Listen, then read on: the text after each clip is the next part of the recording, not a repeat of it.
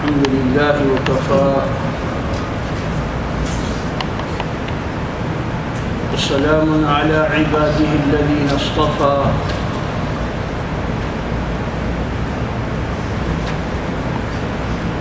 وصلى الله وسلم على نبينا محمد المصطفى وأحمد المجتبى وعلى آله وصحبه ومن اتبع بالهدى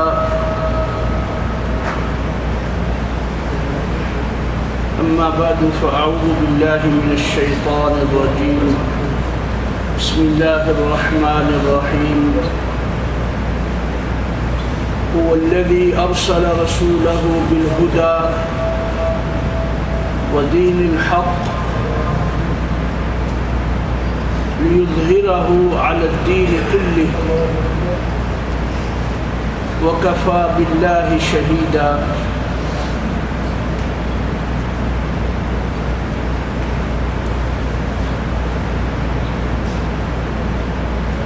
اسلام کا یہ دین جو آج مسلمانوں کو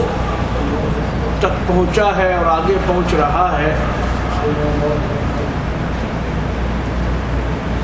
اس دین کو شروع سے لے کر جب سے یہ شروع ہوا ایسے مخلص اور ایسے خالص مومن لوگ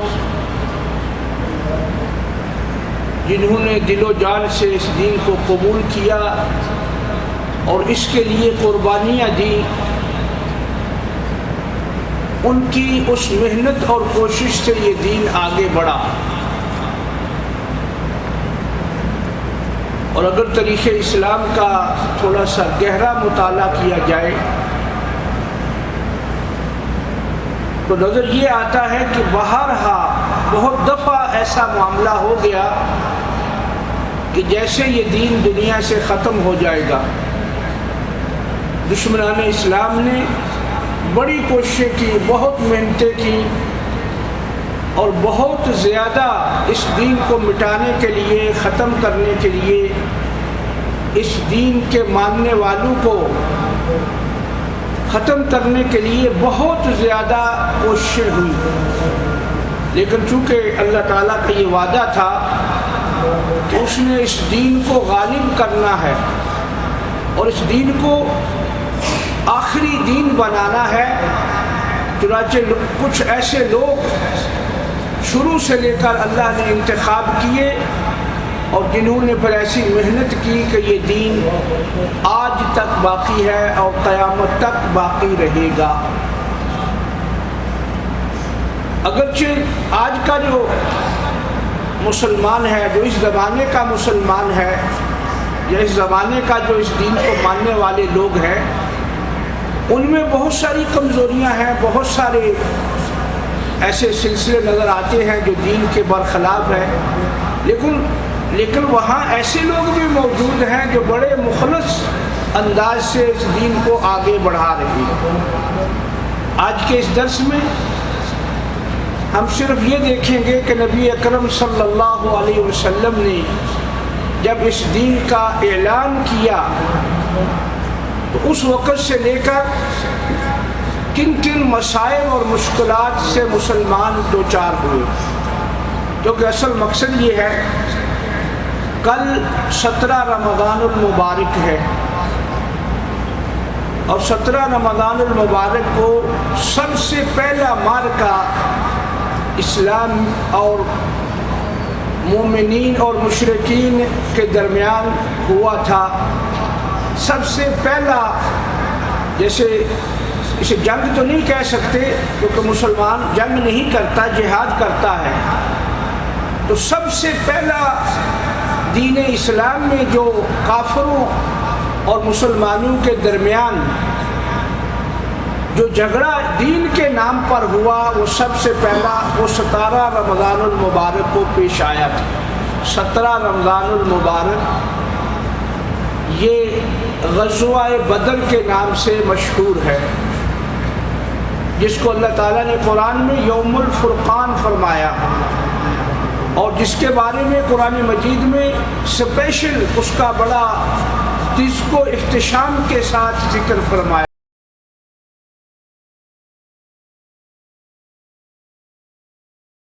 حالات میں وہ غزوہ پیش آیا وہ بھی ایک نشانی ہے، اور جس طرح وہ غزوہ مسلمانوں کو اس میں فتح نصیب ہوئی، اس میں بھی مسلمانوں کے لیے ایک علامت ہے، ایک نشانی ہے۔ تو چونکہ اس کو کل بیان کرنا مقصود ہے، تو اگر وہ سیدھا شروع کر دیں تو اکثر لوگوں کو پتہ ہی نہیں کہ یہ غزوہ، یہ جنگ، یہ جہاد ہوتا کیا ہے۔ اگر وہ سیدھا بیان کر دے کافر آ گئے، مسلمان آ گئے، لڑائی شروع ہو گئی، تو ایسا نہیں ہوا۔ اس کے پیچھے ایک پس منظر ہوتا ہے، ایک بات ہوتی ہے جو پھر وہ اس غزوہ میں سب سے بڑی بات یہ ہے کہ جو مسلمان ہیں اور ان کے جو مد مقابل ہیں وہ انہی کے رشتہ دار ہیں، انہی کے اپنے بندے ہیں۔ کسی کا بھائی ہے مشرکین میں، کسی کا باپ ہے مشرکین میں، کسی کا خاندان کا آدمی ہے، کسی کا برادری کا آدمی ہے، تو اپنے ہی بندوں سے یہ پہلا جھگڑا جو ہے، جو پہلی لڑائی اسلام کے نام پر ہوئی، یہ ہوئی تھی۔ اور چونکہ اس کو کل بیان کرنا مقصود ہے تو اس سے پہلے کے چند تھوڑے سے حالات میں چاہتا ہوں کہ ہر سننے والے کے وہ ذہن میں ہوں۔ تو اس سے پہلے کیونکہ 13 سال نبی کریم صلی اللہ علیہ وسلم نے مکہ مکرمہ میں تبلیغ فرمائی، 13 سال۔ اس 13 سال سے بھی تھوڑا پہلے آپ صلی اللہ علیہ وسلم اپنی اس قوم میں مکہ میں 40 سال آپ نے گزارے، 40 سال۔ اور اس 40 سال کے عرصہ میں اس قدر آپ کے وہ لوگ مداح تھے، اس قدر وہ لوگ آپ کے ماننے والے تھے مکہ کے لوگ، کہ وہ آپ کو صادق اور امین کے نام سے پکارتے تھے۔ آپ کے معاملات، چونکہ مومن جو ہوتا ہے، جب پیغمبر تو مومنوں کے سردار ہوتے ہیں، پیغمبر تو اللہ تعالیٰ ان کو جیسے بھی حالات ہوں قوم کے، نبی کو اللہ معصوم رکھتے ہیں، یعنی کسی قسم کی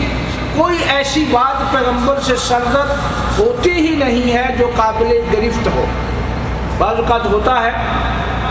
تو کبھی نبوت نہ آئی ہو تو ایسی بات کا ہو جانا احتمال ہوتا ہے، کیونکہ نبی انسان ہوتا ہے، پیغمبر کے وہ ساری باتیں ہوتی ہیں جو انسانوں میں ہوتی ہیں، لیکن اللہ تعالیٰ اپنے فضل و رحمت سے پیغمبر کی حفاظت فرماتا ہے۔ اسی لیے نبی جو ہوتا ہے وہ ہر غلطی سے، ہر گناہ سے معصوم ہوتا ہے۔ معصوم کا معنی ہوتا ہے اللہ اس کی حفاظت کرتا ہے اور اس کو اس بات سے بچا لیا جاتا ہے۔ وہ بات اس نبی سے سرزد ہی نہیں ہوتی جس پہ کوئی جو عیب ہو، جو گناہ ہو، جو غلطی ہو، اس لیے پیغمبر کی حفاظت ہوتی ہے۔ نبی کریم صلی اللہ علیہ وسلم سے سوال کیا گیا کہ یا رسول اللہ، آپ نے مکے والوں میں 40 سال کا عرصہ گزارا، تو یہ لوگ، ان میں بڑی خرافات تھی، ان کے عقائد تو بت پرست تو یہ تھے ہی، بتوں کی پوجا کرتے تھے، اور پھر اس کے ساتھ ساتھ اور بھی بڑی غلطیاں تھیں، تو کبھی آپ کو کوئی ایسی بات میں شرکت کرنے کا موقع نہیں ملا جو غلطی بنے یا جو گناہ کی بات ہو جو آج تو آپ صلی اللہ علیہ وسلم نے فرمایا کہ میں ایک دفعہ ایسے ہوا پورے اس 40 سال کے عرصے میں کہ ایک دفعہ ایسے ہوا کہ ایک جگہ پہ گانے بجانے کا پروگرام تھا ان کا، کیونکہ جو لوگ جو شرک والے ہوتے ہیں، جو جن میں شرک ہوتا ہے، یہ بات نشین رکھ لیجئے، آج بھی آپ کو اس میں نظر آ جائے گا، جس انسان کے ذہن میں اللہ تعالیٰ کی توحید کے مقابلے میں شرک ہوتا ہے، وہ اللہ تعالیٰ کے ساتھ دوسروں کی عبادت کا ماننے والا ہوتا ہے یا پکارنے والا ہوتا ہے، یا اللہ کے ساتھ دوسروں کو یہ سمجھتے ہوئے کہ اللہ تک پہنچنا ہے وسیلے بناتا ہے اس طرح کے جب اس میں شرک پایا جاتا ہے جس انسان میں، اس میں باقی بھی بہت سارے عیب ہوتے ہیں، ان میں باقی بھی بہت سارے عیب ہوں گے، اور خصوصاً یہ جو، کیونکہ ان کا دین ہی سرے سے جب غلط ہو جاتا ہے ایک آدمی کا، تو باقی کیا رہ جائے گا؟ تو ان میں شرک کے ساتھ ساتھ گانا بجانا، ناچ گانا، بے پردگی، بے غیرتی، اور اسی طرح ایک دوسرے کا مال ہڑپ کر جانا، ایک دوسرے پہ زیادتی کرنا، یہ ساری باتیں ان لوگوں میں پائی جاتی ہیں جہاں شرک ہوتا ہے۔ تو چونکہ مکہ کے لوگ اس وقت، حالانکہ باوجود یہ حضرت ابراہیم علیہ السلام جو سب سے بڑے موحد ہیں اللہ کی مخلوق میں، اللہ تعالیٰ نے ابراہیم علیہ السلام کو حنیفہ کا خطاب دیا ہے، سب سے بڑے توحید والے، سب سے بڑے اللہ کے ماننے والے، حنیفہ، ایک طرف یعنی صرف اللہ کی عبادت اور پکار کرنے والے۔ تو یہ مکہ کے لوگ اصل میں ابراہیم علیہ السلام کی نسل میں سے تھے۔ یہ تو آپ کو اس میں تو کئی بار یہ بات ذکر ہوئی کہ مکہ کے یہ لوگ حضرت اسماعیل علیہ السلام جو ابراہیم علیہ السلام کے بیٹے تھے ان کی نسل سے تھے، لیکن ہوا یہ کہ اسماعیل علیہ السلام کے بعد ان میں کوئی پیغمبر نہیں آیا، کوئی نبی نہیں آیا، اس لیے ان میں وہ بگاڑ اتنا پیدا ہو گیا کہ پھر وہ کوئی اس کی اصلاح ہونی بڑی مشکل اور بڑی ضرورت بن گئی۔ کوئی پیغمبر اسماعیل علیہ السلام سے بعد میں نہیں آیا، اسی لیے اللہ تعالیٰ نے قرآن میں کہا، میرے نبی ہم نے آپ کو ایسی قوم میں بھیجا ہے لِتُنذِرَ قَوْمًا مَا أُنذِرَ آبَاؤُهُمْ، تو ایسی قوم کو ڈرائے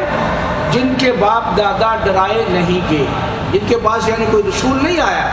بعض لوگ کہتے ہیں اسماعیل کے بعد ان کے بیٹے، ان کے، بہرحال وہ رسالت اسی وقت ختم ہو گئی اور لوگ اللہ کے دین پر، توحید پر قائم رہے۔ نبی اکرم صلی اللہ علیہ وسلم کی بعثت سے 300 سال پہلے تک، 300 سال پہلے تک لوگ توحید کے عقیدے پر رہے۔ 300 سال پہلے یہ بت پرستی کا سلسلہ شروع ہوا۔ تو بہرحال میں وہ جو بات کر رہا تھا کہ پیغمبر معصوم ہوتا ہے، اللہ کی طرف سے اس کی حفاظت ہوتی ہے، وہ کسی ایسی بات کو کر ہی نہیں سکتا جو قابل گرفت ہو یا گناہ کا کام ہو۔ تو آپ صلی اللہ علیہ وسلم فرماتے ہیں ایک دفعہ ایسا ہوا اس 40 سال کے عرصہ میں کہ ایک جگہ کسی نے کہا کہ وہاں پر گانے بجانے کی محفل ہے، تو اس سے یہ پتہ چلا کہ گانا بجانا غیر مسلموں میں پہلے سے جائز تھا، گانا بجانا۔ اور آج دیکھیں ذرا تھوڑا سا مسلمانوں میں دیکھیں یہ کس طرح رائج ہو گیا ہے۔ آج جو کئی لوگ ایسے ہیں ان کی خوراک ہے، وہ جاتے ہوئے بھی انہوں نے وہ اب لگایا ہوا ہے کان میں اور جیب میں موبائل ڈالا ہوا ہے اور گانا بجانا، اور اتنا اس وقت عام طور آج مسلمانوں میں وہی چیز۔ تو آپ صلی اللہ علیہ وسلم سے جب یہ پوچھا گیا کہ کوئی ایسی بات نبوت سے پہلے کوئی ایسا واقعہ پیش آیا ہو جو گناہ کا کام تھا یعنی غلط بات تھی، تو آپ صلی اللہ علیہ وسلم فرمایا ایسا تو کوئی نہیں ہوا۔ اللہ تعالیٰ نے، حالانکہ یہ جو عرصہ ہوتا ہے وحی آنے سے پہلے، جب سے نبی پر وحی نہیں آتی تو پیغمبر کو اپنے طور پہ یہ پتہ نہیں ہوتا کہ میں نبی ہونے والا ہوں، پیغمبر کو یہ علم نہیں ہوتا، کیونکہ یہ علم اس وقت شروع ہوتا ہے جب اللہ کی طرف سے وحی آ کے یہ کہہ دیتی ہے انت رسول اللہ۔ جیسے جبریل علیہ السلام نے جب پہلی وحی لائی تو انہوں نے کہا محمد آج کے بعد آپ اللہ کے رسول ہیں۔ اللہ کے علم میں تو نبی ہوتا ہے، کیونکہ آپ صلی اللہ علیہ وسلم ایک حدیث میں فرماتے ہیں میں اللہ کے نزدیک اس وقت بھی نبی لکھا جا چکا تھا جب آدم کا ابھی بننے کا وہ خمیر بن رہا تھا، یعنی آدم علیہ السلام ابھی ان کا جو جسم اللہ تعالیٰ نے مٹی سے بنایا وہ ابھی بن رہا تھا، لیکن میں اللہ کے ہاں میں نبی لکھا جا چکا تھا۔ اور بعض لوگ پھر اس پر اور زیادتی کرتے ہیں، وہ کہتے ہیں آپ اس وقت بھی نبی بنا کر بٹھا دیے گئے تھے، آپ اس وقت بھی آپ کا نور پیدا کر کے قطبی تارے میں رکھ دیا گیا تھا۔ یہ ہم نے آگے پھر عقیدہ گھڑا کہ آپ تو آدم علیہ السلام سے پہلے تھے کیونکہ آپ نور سے ہیں، حالانکہ اس کا یہ مطلب نہیں کیونکہ آپ صلی اللہ علیہ وسلم انسان ہیں، آپ پیدا ہوئے، آپ کے ماں باپ تھے، سارا کچھ اسی طرح ہوا، لیکن اللہ کے ہاں آپ کو نبی لکھ دیا گیا تھا۔ تو ایک دفعہ ایک جگہ پہ اسی بات پہ بحث و تکرار شروع ہو گئی، تو انڈیا کے ایک عالم دین ہجرت کر کے پاکستان آئے ہوئے تھے، تو دوسرے جو یہ کہتے کہ اللہ نے ہمارے نبی صلی اللہ علیہ وسلم آدم علیہ السلام سے بھی پہلے کے ہیں، تو ان کا دلیل کیا ہے؟ ان کا دلیل یہ ہے کہ آپ نے فرمایا کہ میں اس وقت بھی اللہ کے ہاں نبی تھا جب آدم ابھی مٹی اور پانی کے درمیان تھے، ابھی ان کا جسم تیار نہیں ہوا۔ تو وہ مولوی صاحب کہنے لگے تو اس وقت تو میں بھی لکھا جا چکا تھا، میں مولوی فلانا فلانا اپنا نام لے کر ان کا اس وقت میں بھی لکھا جا چکا تھا، کیونکہ اللہ تعالیٰ نے یہ مخلوق بنانے سے پہلے لکھ دیا تھا کہ ایسے ایسے ہوگا۔ 40 سال پہلے لکھا، 40,000 سال پہلے لکھا، جیسے صحیح حدیث میں آتا ہے کہ اللہ تعالیٰ نے سب سے پہلے قلم کو پیدا کیا، سب سے پہلے صحیح حدیث میں آتا ہے سب سے پہلے اللہ نے قلم کو بنایا، اور پھر اس سے کہا کہ لکھ دے جو کچھ قیامت تک ہونے والا ہے۔ ابھی مخلوق بنی نہیں، ابھی زمین بنی نہیں، آسمان بنا نہیں، کچھ بھی نہیں ہے، صرف اللہ تعالیٰ ہے۔ تو اللہ نے یہ قلم سے سارا کچھ لکھوا دیا، تو اگر انبیاء کو لکھوا دیا تو مخلوق کو بھی لکھوا دیا، اس میں تو کوئی جھگڑے والی بات ہی نہیں ہے۔ تو چونکہ لوگ جن کے دل میں روگ ہوتا ہے، دل میں وہ قصور ہوتا ہے، بات کو غلط طرف لے جانا چاہتے ہیں، وہ اس طرح کی ٹیڑھی باتیں کر کے عوام کو گمراہ کرتے ہیں۔ تو پیغمبر کو خود علم نہیں ہوتا کہ میں نبی بننے والا ہوں یا مجھے اللہ نے کل مجھے وحی کرنی ہے۔ اگر یہ پتہ ہو تو پھر کبھی کبھار کسی دوست سے آپ ذکر کر دیتے، کسی اپنے گھر میں ذکر کر دیتے۔ انبیاء کرام کی تو بیویوں نے بھی نہیں مانا، کئی کی نے۔ نوح علیہ السلام کی بیوی کافرہ مشرکہ تھی، لوط علیہ السلام اللہ کے بڑے مشہور نبی ہیں۔ تو اگر پیغمبر نبوت سے پہلے جانتا ہو کہ میں نبی ہونے والا ہوں تو وہ اپنے احباب کو، اپنے بھائی بندو کو، قریب والوں کو تو ضرور بتا دے، لیکن چونکہ نبی کو اس وقت پتہ چلتا ہے جب وحی آتی ہے۔ تو آپ صلی اللہ علیہ وسلم نے فرمایا کہ میں کسی کے کہنے سے ان کا فلاں جگہ پہ گانا بجانا ہونا ہے، وہاں چلتے ہیں۔ تو کہتے ایک آدمی تھا میرے ساتھ، وہ مجھے وہاں لے گیا، تو جب وہاں گئے تو کچھ بھی نہیں تھا، ابھی لوگ آئے نہیں تھے، تو بیٹھے رہے۔ کہتے آپ نے فرمایا مجھے اتنا پتہ نہیں چلا کہ لوگ کب آئے کب چلے گئے، مجھے نیند آ گئی، اور وہیں بیٹھے بیٹھے آپ اتنا سوئے کہ جب آنکھ کھلی تو سارے لوگ جا چکے تھے۔ اب پتہ نہیں وہاں محفل ہوئی یا محفل نہیں ہوئی۔ تو اس سے یہ پتہ چلا کہ اللہ کا پیغمبر جو ہوتا ہے وہ معصوم ہوتا ہے،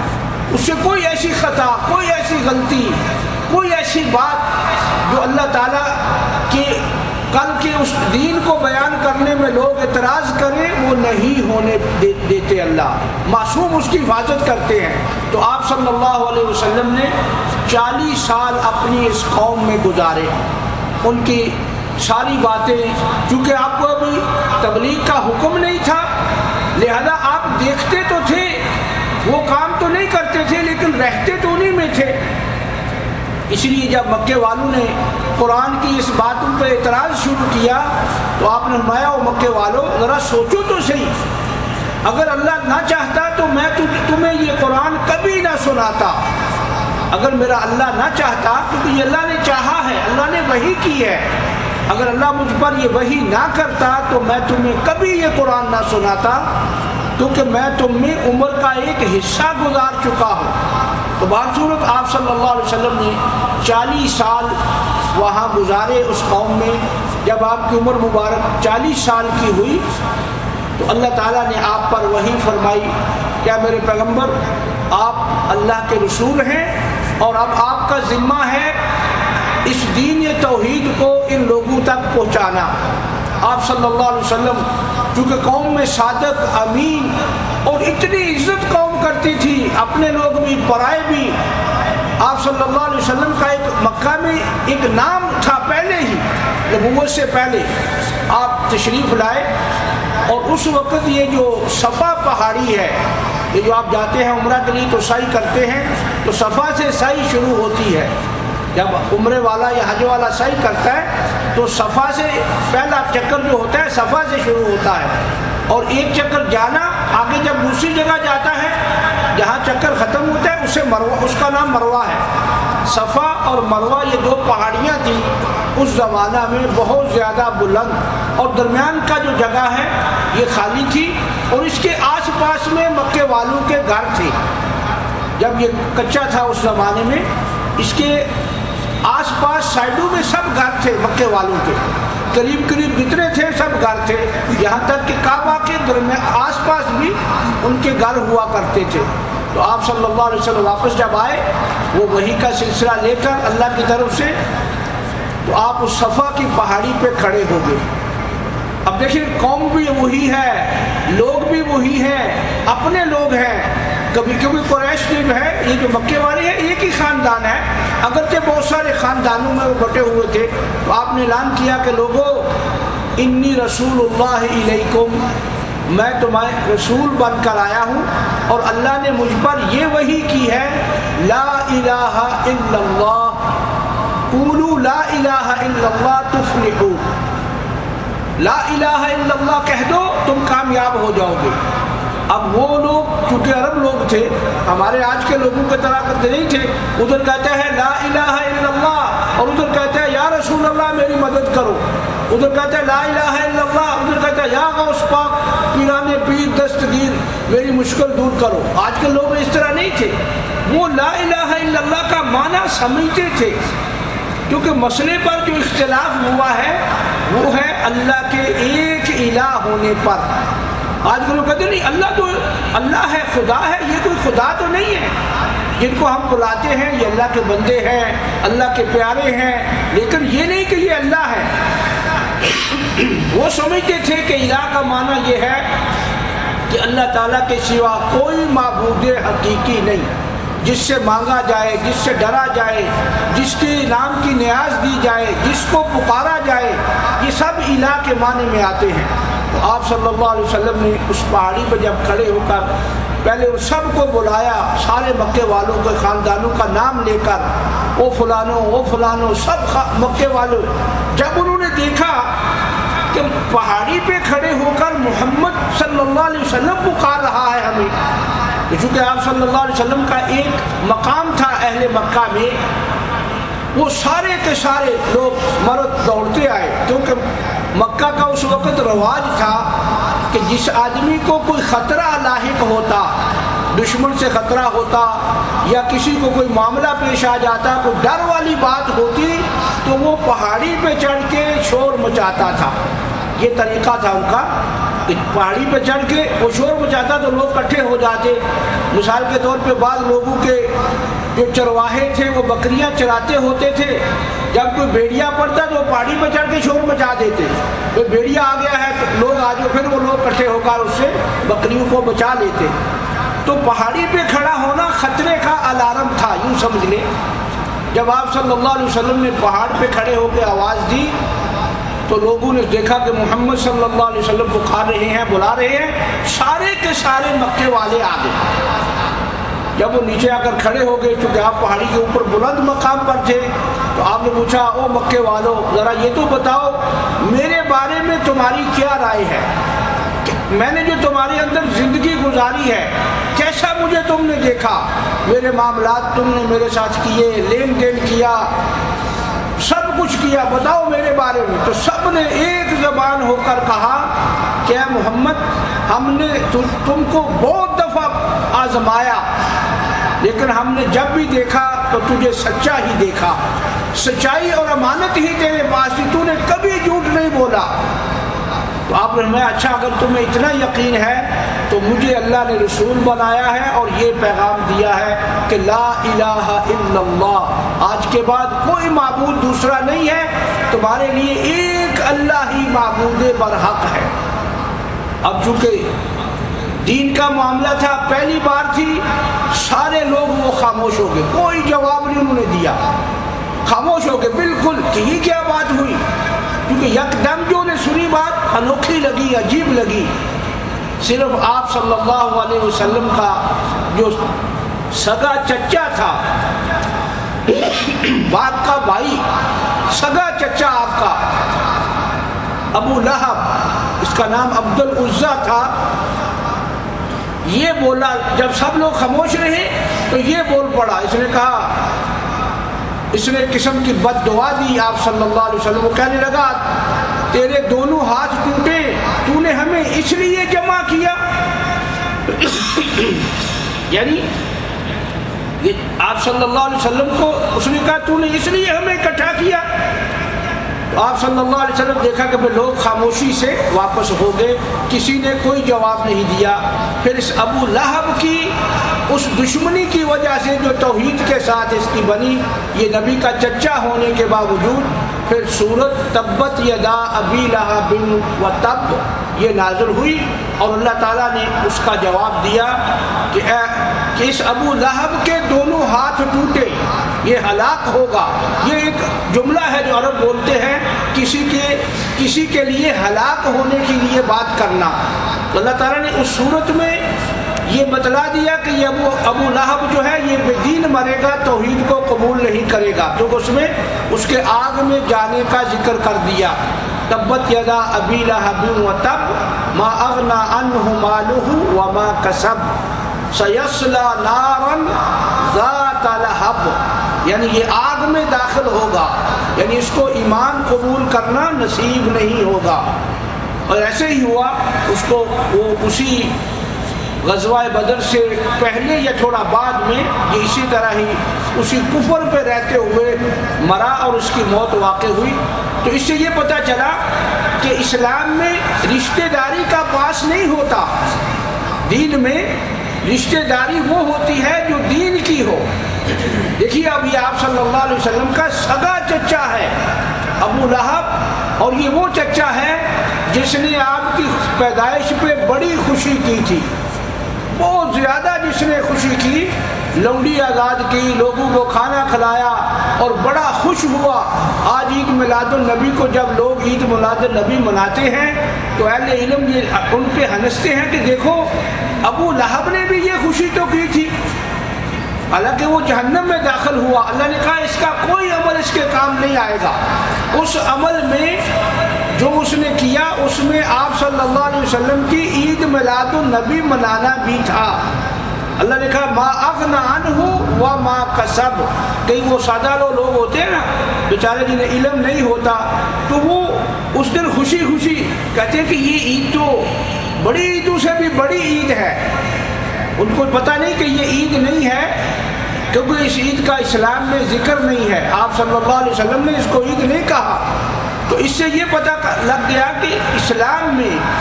اصل اہمیت بندے کے ایمان اور عمل کی ہے، نہ اس کی رشتہ داری کی ہے اور نہ اس کے ایسے کام کی ہے جو دین سے ریلیٹڈ نہ ہو.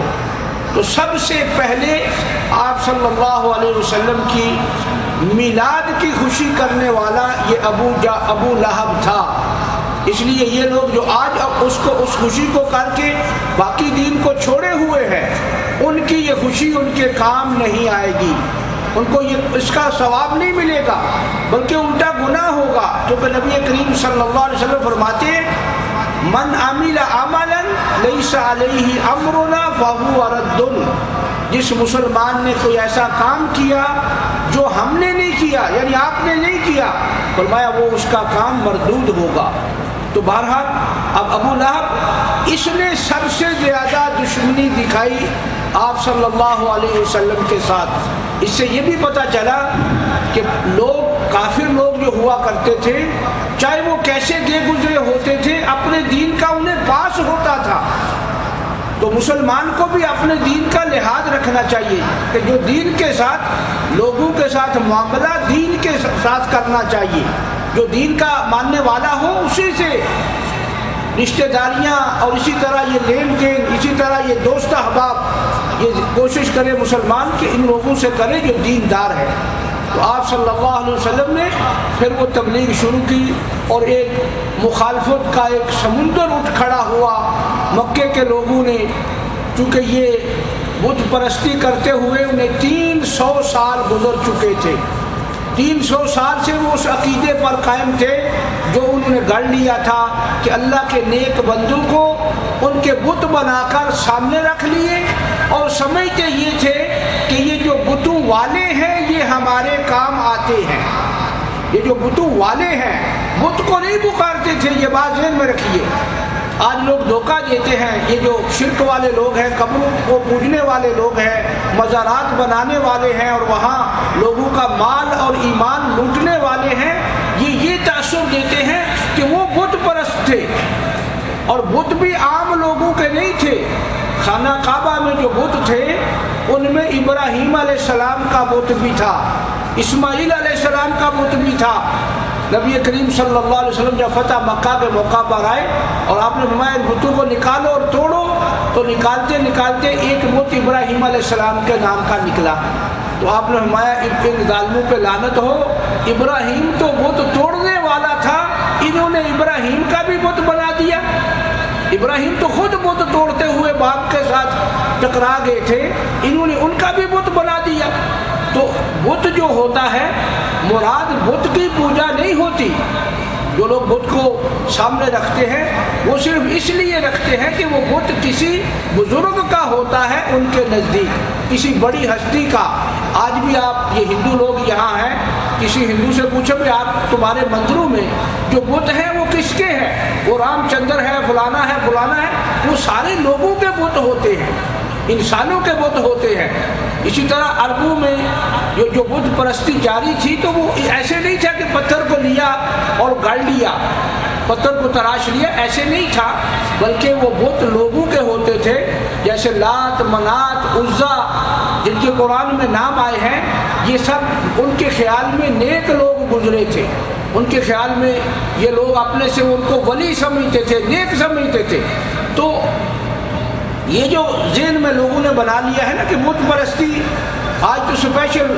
کئی لوگوں کے درس موجود ہیں، وہ کہتے ہیں بت اور ہوتا ہے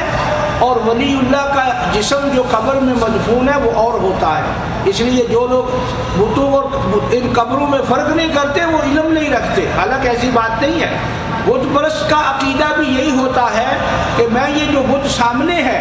اس کو آواز دے رہا ہوں، یہ اس شخص تک پہنچ رہی ہے جس کا یہ بت ہے۔ اور قبر پرست کا بھی یہی نظریہ ہوتا ہے کہ میں قبر کو نہیں پوج رہا، اس کو نہیں، مجھے پتا ہے یہ مردہ دفن ہے، اس میں اس روح کو پکار رہا ہوں جس کی یہ قبر ہے۔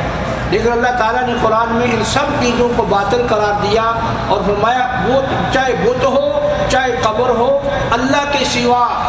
جس کو بھی تم پکارو گے وہ تمہاری پکار نہیں سنے گا، وہ نہیں سنتا۔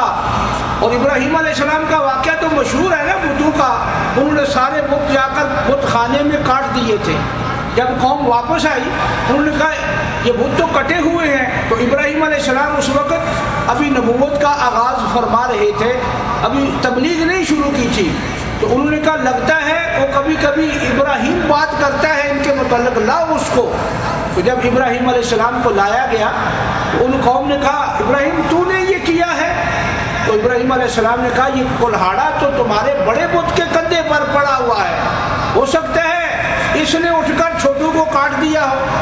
تو اب قوم اتنی جاہل تو نہیں تھی کہ پتہ تھا بت کیسے کاٹے گا، تو انہوں نے کہا ابراہیم یہ کیسی بات کر رہے ہو؟ اس نے کہا تم کہتے ہو یہ سنتے ہیں،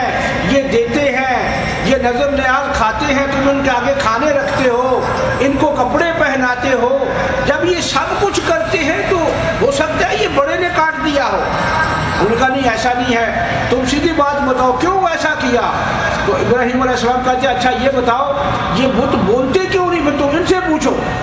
جو کٹے ہوئے ہیں، جن کو کسی کی وہ ٹانگ کاٹ دی، کسی کا کان کاٹ دیا، کسی کی گردن کاٹ دی، تو انہوں نے کہا انہی سے سوال کرو، فاسألوہم۔ اب قوم تو بے وقوف تو تھی نہیں، انہوں نے کہا ابراہیم یہ تو بولتے نہیں ہیں۔ انہوں نے کہا جب بولتے ہی نہیں تو اس کا مطلب ہے سنتے ہی نہیں،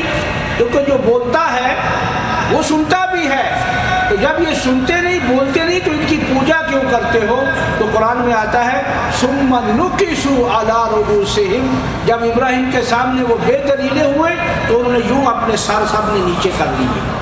کوئی جواب نہیں بڑا جب ابراہیم نے کہا جب یہ سنتے نہیں, بولتے نہیں, دیکھتے نہیں, کچھ کر نہیں سکتے تو ظالموں انہیں پوجتے کیوں ہو, پھر ان سے مدد کیسے مانگتے ہو؟ تو اس کا ان کے پاس کوئی جواب نہیں تھا. سارے انہوں نے نیچے کر لیے اور کہنے لگے ہم تجھ سے بدلہ لیں گے. پھر جو کچھ انہوں نے کیا آگے وہ معروف ہے. تو بہرحال یہ بت پرستی, یہ کوئی بت کو نہیں پوجا جاتا, یہ سیم و قبر پرستی والا عقیدہ ہوتا ہے. تو مکے کے لوگ ان بتوں کی پرستش میں اتنے گہرے چلے گئے تھے کہ وہ اپنا ہر کام انہی کے ذریعے کرتے. ان کا جو نظریہ اور عقیدے بن گئے وہ یہی تھے کہ یہ ہمارے مددگار ہیں. جیسے آج کل بھی لوگ اگر آپ وہ درباری کلچر آپ کو کچھ علم ہو تو وہ لوگ جاتے آتے لازمی ان کے ہاں جو مزار بنا ہوتا ہے, ان کی کوئی شادی بیاہ ہوتی ہے, کسی کے گھر میں بچہ پیدا ہوتا ہے, کسی کی بھینس دودھ دینا شروع کر, کوئی چھوٹے سے چھوٹا کام بھی ہو تو یہ قبر پرست لوگ وہاں جا کر پہلے دربار کا حصہ نکال دیتے ہیں. ایک تو منتھلی نیاز ہوتی ہے جو 11ویں شریف کو بانٹی جاتی ہے ہر مہینے, اور شادی کے وقت اگر وہ شادی جس کی وہ دولہا جو بن رہا ہے وہ اگر جا کر اس دربار پہ کچھ رکھ کے نہیں آتا